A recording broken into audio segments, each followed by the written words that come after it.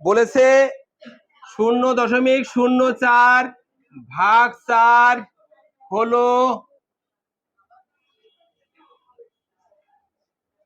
0.001 এর কত একক, তাই তো? এর কত একক?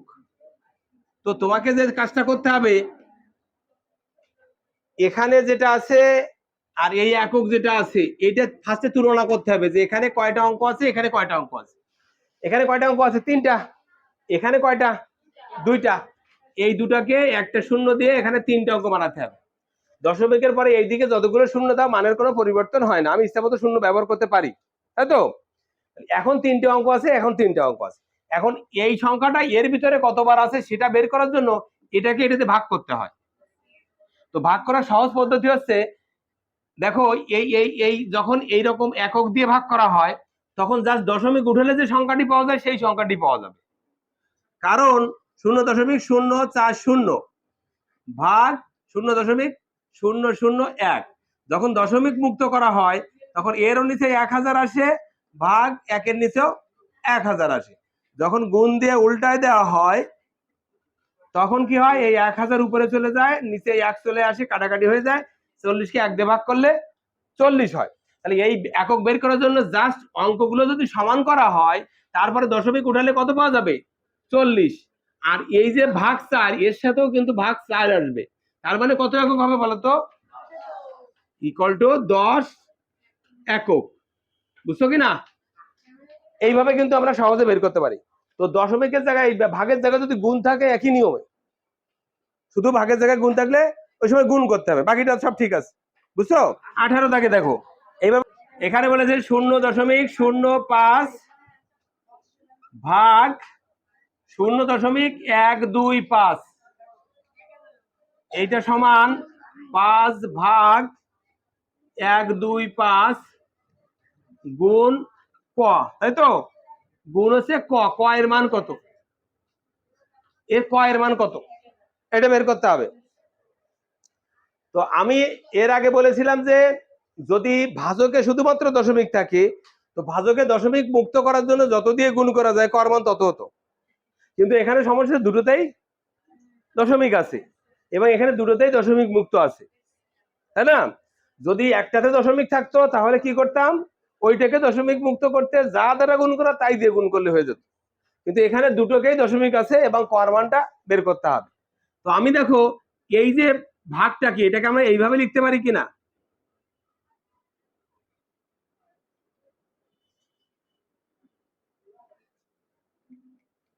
বাই আকারে লিখতে পারি কিনা? পারি। এটা একটা ভগ্নাংশ পেয়েছি না, এটা একটা ভগ্নাংশ পেয়েছি। এখন ভগ্নাংশের লব এবং হরকে একই সংখ্যা দিয়ে গুণ করলে মানের পরিবর্তন হয় না। তাহলে আমি এখানে দেখো কোনোটাই দশমিক নাই, তাহলে আমি 1000 দিয়ে যদি দুটোকেই গুণ করি তাহলে দুটোই দশমিক মুক্ত হবে। তাহলে 0.05 একেও 1000 দিয়ে গুণ করলাম, আর 0.125 একেও 1000 দিয়ে গুণ করলাম। উদ্দেশ্য দশমিক মুক্ত করা। উপরে কত হলো বলো তো? 50 হলো, 50, আর নিচে কত হলো? 125 হলো। এখানে কিন্তু 5 আছে, তাহলে এখান দিয়ে 5 বের করে আনার জন্য কি করতে হবে? 5 গুণ 10 লিখলাম, আর নিচে 125। এইটাকে আবার আমরা ভাগ আকারে লিখতে পারি, এইভাবে লিখতে পারি কিনা? পারি। 5 ভাগ 125 লিখতে পারি, আর এই গুণ 10, এই তার মানে কর মান কত হলো? 10। বুঝেছো? এইবার আরেকটা সহজ টেকনিক বলি, এখানে কত গুণ ভাগ করলে কত হবে? 1000 দিয়ে গুণ করতে হবে, আর এখানে 100, এই 1000 কে 100 দিয়ে ভাগ করো, ভাগ করলে দেখবা এর মানটা পেয়ে যাবে। বুঝছে? একে তত দ্বিগুণ করে দশমিক মুক্ত হবে, একে তত দ্বিগুণ করে দশমিক মুক্ত হবে, তারা পরস্পর ভাগ করলেই কিন্তু কর মানটা পেয়ে যাবে।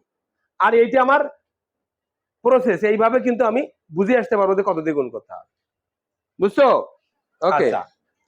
11 দাগে দেখো, 25 কে 1 সহস্রাংশ দ্বারা গুণ করলে গুণফল কত হবে?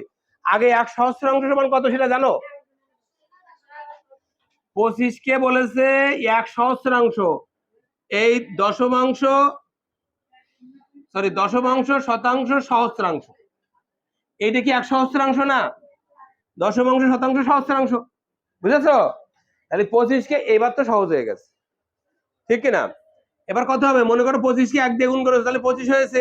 এবারে 1 2 3 অঙ্ক পরে দশমিক, 1 2 এই একটা অঙ্ক দিব, এই দশমিক, এই শূন্য। বুঝছো কিনা?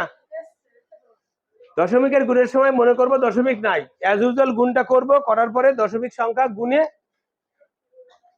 এই ডান দিক থেকে বাম দিকে কতগুলো অঙ্ক আছে সেগুলো গুণে বসাই দিলে হবে দশমিক, ঠিক আছে?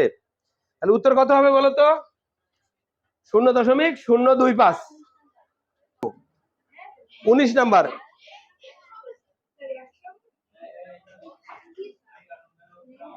খেয়াল করো, 18.72 ভাগ 0.08 এক হবে না নিয়ম অনুযায়ী?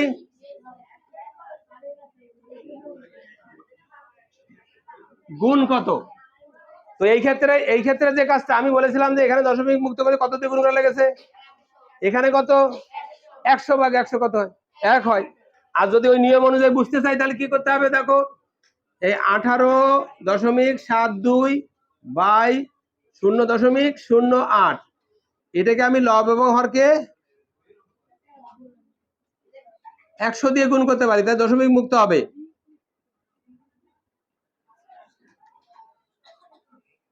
উপরে কত হবে?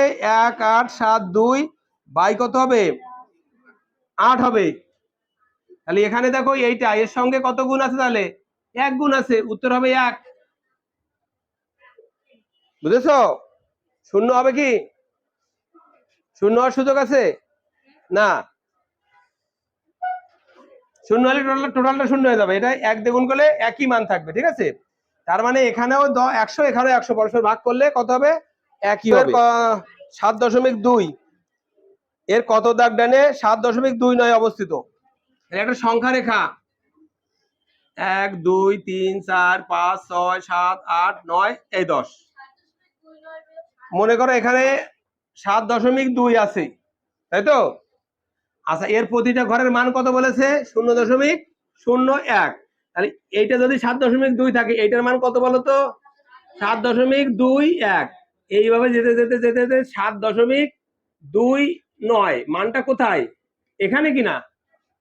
বুঝেছো? প্রতি ক্ষেত্রে 0.01 যোগ হয়েছে, তাহলে এখানে চলে আসছে। এখন বলো তো এই জায়গা থেকে এই জায়গা কত দাগ ডানে অবস্থিত?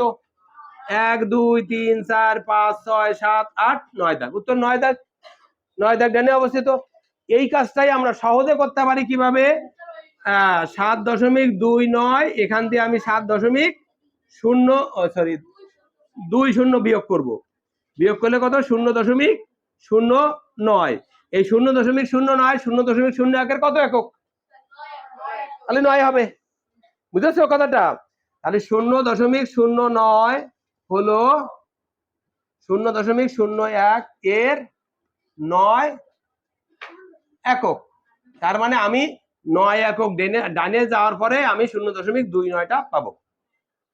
বুঝছে কিনা? ওকে। আচ্ছা, 21 দাগ দেখো, 1 কুইন্টাল চালের দাম এত টাকা হলে 1 কেজি চালের দাম কত? আগে কুইন্টাল মানে কি? 100 কেজিতে 1 কুইন্টাল, ভাগ করো 100 দিয়ে হয়ে গেল। বুঝেছো? 1 কেজির দাম মানে কি? 3875.00 ভাগ 100। যখন 100 দিয়ে ভাগ করা হয় দশমিক বিন্দু 2 অঙ্ক বামে সরে, তার মানে কত হবে? 38.75 টাকা হবে। বুঝছো? এই ভাগটা কিন্তু আলাদাভাবে করে দেওয়ার দরকার নেই, এই শূন্য গুণেই কিন্তু দশমিক বসালে হয়ে যাবে। 100 10 1000 এই ধরনের গুণ বা ভাগ কখনো আলাদাভাবে করার দরকার নেই, জাস্ট দশমিক বিন্দুর স্থান পরিবর্তন করলেই সহজে পারা যাবে। 24 দাগটা করি। আচ্ছা, 24 দাগ করি। দেখো, একটি মোবাইল ফোন থেকে 3 মিনিট কথা বলায় 2.04 টাকা খরচ হলো, ওই ফোন থেকে প্রতি মিনিটে কত টাকা খরচ হলো? তাহলে ভাগ করতে হবে। 2.04 ভাগ 3, এই কাজটা করলে হয়ে যাচ্ছে। এই আজ ইউজুয়াল আমরা ভাগ তো করতেই পারি। 3 শূন্য শূন্য থাকলো কত? 2, দশমিক ক্রস করো, 2 দাও, শূন্য কেটে নেওয়া, 3 6 18 থাকলো 2, কেটে আনো 4, 3 8 24। বুঝছো কিনা? তাই প্রতিটা কলের দাম কত হবে? 0.68, 0.68 টাকা হবে।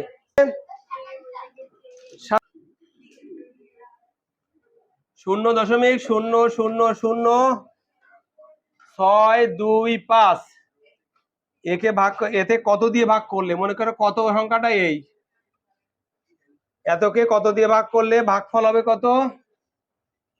0.125। এই কাজটা তো আমরা অ্যাজ ইউজুয়াল করতেই পারি। কিভাবে করি বলো তো? হ্যাঁ, জাস্ট এটাকে এটাতে ভাগ করলে হয়ে যাবে কিন্তু, তাই না? আমি যদি সাইড চেঞ্জ করি তাহলে কি হয় দেখো, বা 0.0000625 সমান 0.125 গুণ খালি ঘর। এটাকে আবার সাইড চেঞ্জ করে এইভাবে লেখা যায়, 0.125 গুণ খালি ঘর সমান 0.0000625। তাহলে খালি ঘর মানে এটাকে এটাতে ভাগ করতে হবে।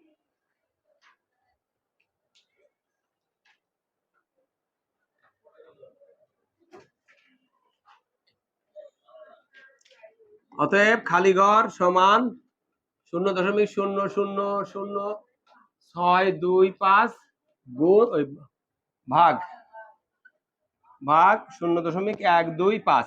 কি করতে হবে বলো তো? কত দিয়ে গুণ করে দশমিক মুক্ত হবে? কত দিয়ে? 1000। এইটাকে দশমিক মুক্ত করার দরকার নাই, এইটাকে দশমিক মুক্ত, তুমি কি আজকে নতুন আসছো? এইটাকে দশমিক মুক্ত করতে হবে। এইটাকে দশমিক মুক্ত করার জন্য কি করতে হবে? 1000 দিয়ে গুণ করতে হবে। তাহলে 0.0000625 একে আমি 1000 দিয়ে গুণ করলাম, ভাগ 0.125 একে আমি 1000 দিয়ে গুণ করলাম। উদ্দেশ্য ভাজককে দশমিক মুক্ত করা। তাহলে 1000 দিয়ে যখন গুণ করা হয় দশমিক বিন্দু কত অঙ্ক ডানে সরবে?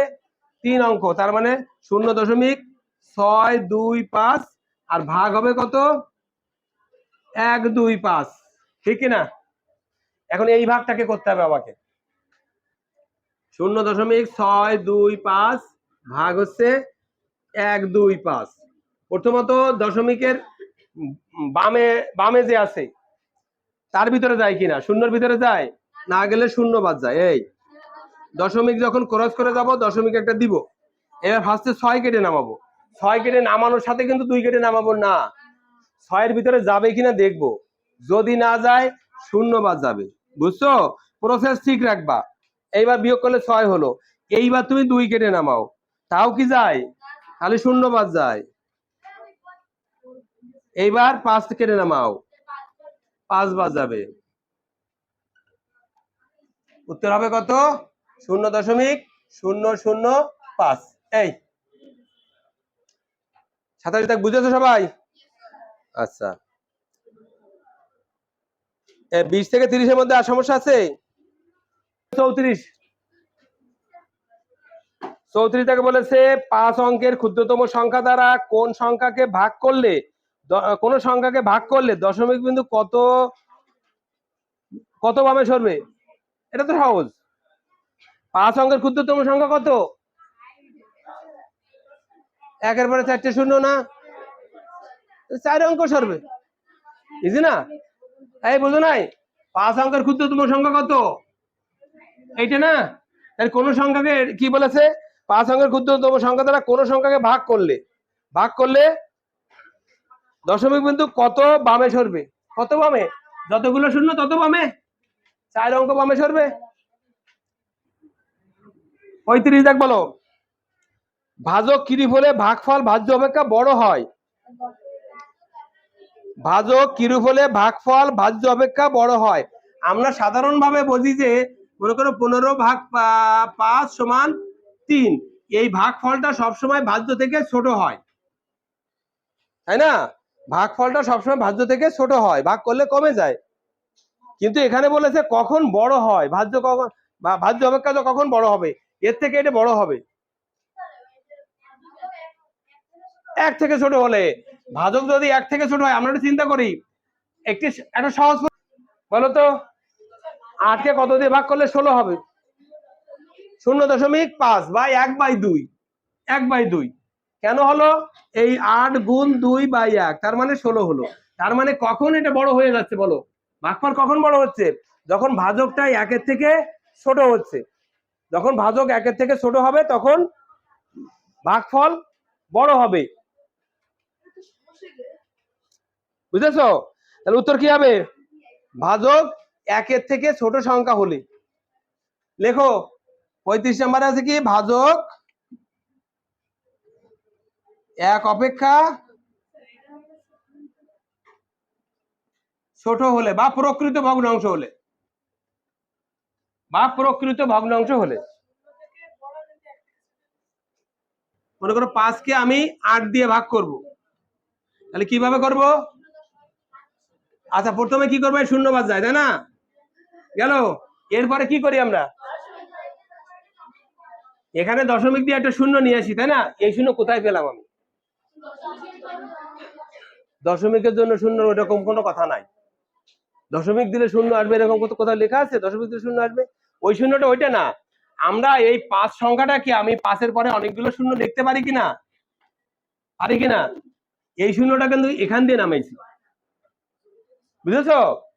কিন্তু আমরা এইগুলো না দিয়ে ডাইরেক্ট এখানে কাজ করি। এখানে দিতে হবে। এখানে এই শূন্যগুলো দিলে তোমাকে বুঝতে পারলাম যে এই শূন্যটা কোথায় পেয়েছি। এই শূন্যটা এই দশমিকের পরের অঙ্কটা নামাইছি, কারণ এই 5 সমান 5.00 লিখতেই পারি আমি, বুঝেছো? এখানে যে শূন্য সেই শূন্যটা নামাই। এবার বলো 6টা 48, তারপরে 2, এই যে শূন্য নামাইছি, তাহলে আমার ইচ্ছা মতো শূন্য নামাতে পারি, বুঝেছো? ভাগটা চালিয়ে যাওয়ার জন্য এই ইচ্ছা মতো শূন্য আনতে পারি, এটা এই কথাটাই বলা হয়েছে। 8 দুগুণে থাকলো কত? 4। এই আরো একটা শূন্য নামাই দিলাম, 5-এ 40। তার মানে এখান দিয়ে শূন্য সেই শূন্যগুলো কিন্তু নামানো হয়।